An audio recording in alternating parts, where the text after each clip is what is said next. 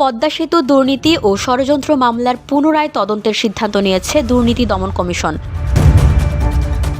মঙ্গলবার রাজধানীর সেগুনবাগিচায় বিভিন্ন বিষয় নিয়ে ব্রিফ করেন দুদক মহাপরিচালক আক্তার হোসেন।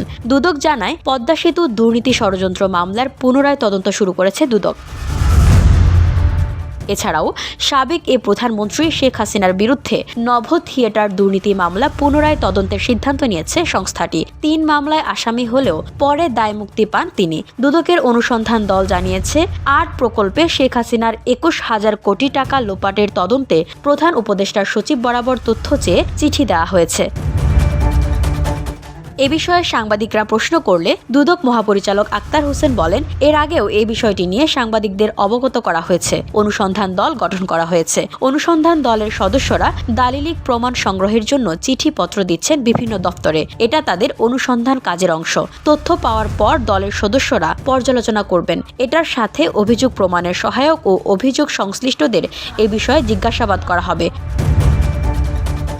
এদিকে সাবেক প্রধানমন্ত্রী শেখ হাসিনা, তার ছেলে সজীব আহমেদ ওয়াজেদ জয়, ছোট বোন শেখ রেহেনা এবং রেহানার মেয়ে ও ব্রিটিশ মন্ত্রী টিউলিপ সিদ্দিকের দেশ বিদেশে লেনদেনের যাবতীয় নথি তলব করে বাংলাদেশ ফাইন্যান্সিয়াল ইন্টেলিজেন্স ইউনিটের কাছে চিঠি দেয় দুদক। এদিন দুদকের প্রধান কার্যালয়ের পাঠানো চিঠিতে সংস্থাটির অনুসন্ধান টিম সন্দেহভাজন ব্যক্তিদের নামে পরিচালিত অফশোর ব্যাংকের হিসাব বিবরণী সহ সব অ্যাকাউন্টের বিস্তারিত তথ্য চেয়েছে। পাশাপাশি অনুসন্ধান টিম প্রথম দফায় অভিযোগ সংশ্লিষ্ট ব্যক্তিদের ব্যক্তিগত নথিপত্র তলব করে নির্বাচন কমিশন এবং ইমিগ্রেশন ও পাসপোর্ট অফিসের নথি তলব করেছে। তাদের নামে পরিচালিত অফশোর ব্যাংক অ্যাকাউন্টের নথি ও দেশের ব্যাংক ও আর্থিক প্রতিষ্ঠানের লেনদেনের বিস্তারিত বিবরণ সরবরাহের জন্য বিএফআইইউর কাছে চিঠি দেয় অনুসন্ধান team.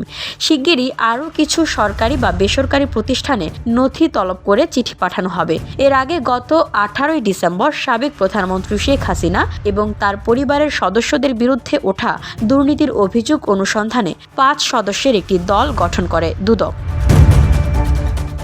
VOD Bangla news desk.